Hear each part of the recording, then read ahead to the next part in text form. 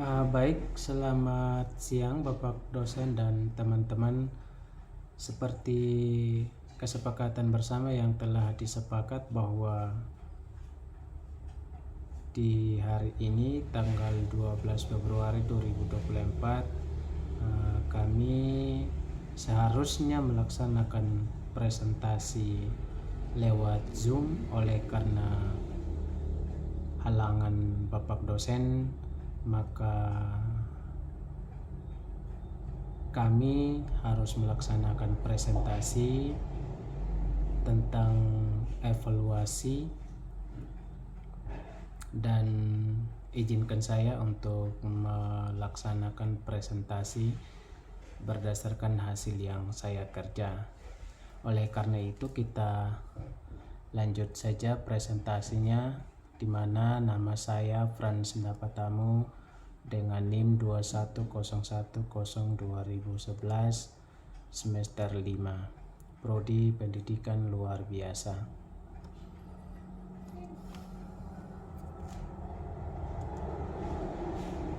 Di sini saya akan membahas tentang evaluasi pembelajaran,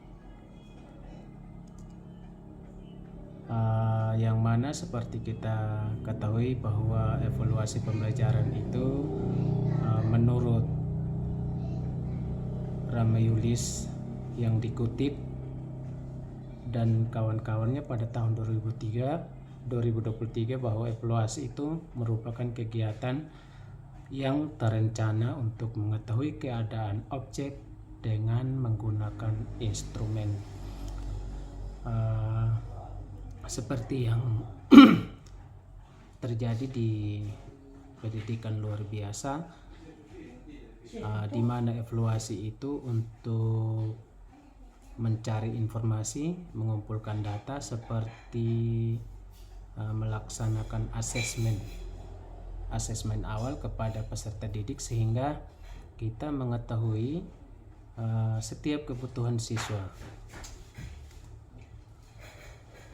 Sementara evaluasi secara umum, di mana proses sistematis untuk menentukan nilai sesuatu berdasarkan kriteria tertentu melalui penilaian.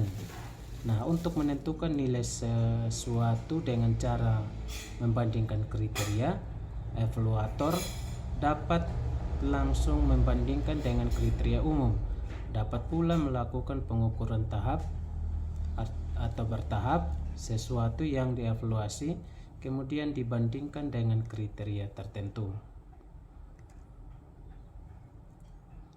Dan kita akan masuk pada evaluasi pembelajaran, yang merupakan alat yang digunakan untuk mengukur atau mengoreksi kegiatan pembelajaran yang telah terjadi atau yang dilakukan selama proses belajar mengajar terjadi. Artinya, setelah kita melakukan kegiatan KBM di dalam kelas, dan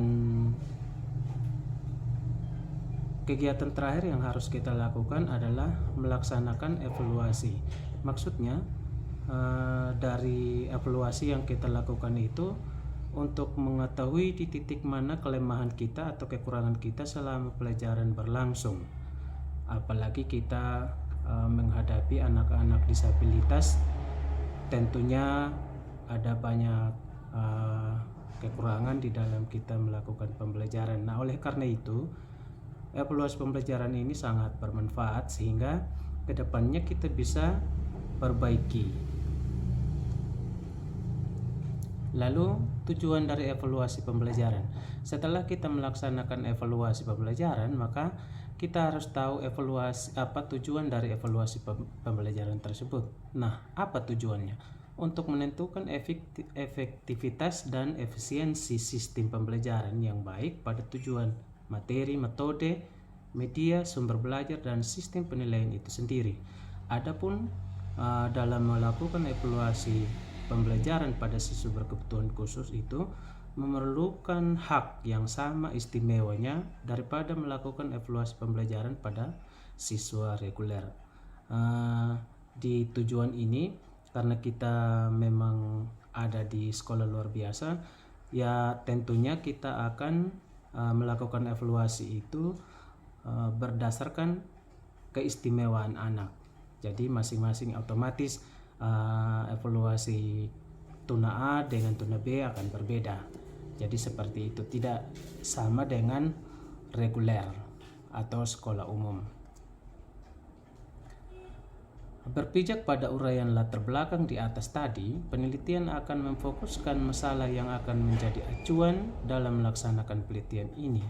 Fokus dalam penelitian ini yang pertama, bagaimana perencanaan evaluasi pembelajaran siswa berkebutuhan khusus di SLB. Terus bagaimana pelaksanaan evaluasi pembelajaran pada siswa berkebutuhan khusus di SLB. Lalu yang ketiga, bagaimana tindak lanjut evaluasi pembelajaran pada siswa berkebutuhan khusus di SLB.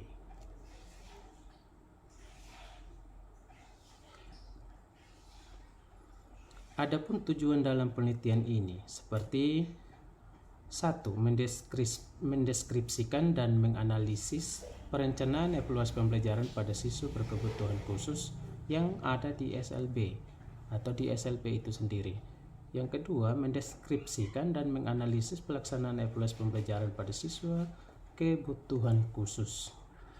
Yang ketiga, mendeskripsikan dan menganalisis tindak lanjut dalam evaluasi pembelajaran pada siswa berkebutuhan khusus yang di SLB. Adapun fungsi dari evaluasi pembelajaran yang dikemukakan oleh Umar Hamali, yaitu mencakup 6 poin, yakni sebagai berikut. Yang pertama, ada fungsi edukatif. Artinya yang memiliki arti bahwa evaluasi bertujuan untuk mendapatkan informasi mengenai keseluruhan sistem dalam pendidikan sehingga dapat mengungkap perihal tersembunyi di dalamnya. Lalu yang kedua, ada fungsi institusional. Memiliki arti juga bahwa evaluasi bertujuan untuk mengumpulkan data mengenai input atau output pembelajaran sehingga dapat digunakan untuk memantau kemajuan peserta didik dalam proses pembelajaran.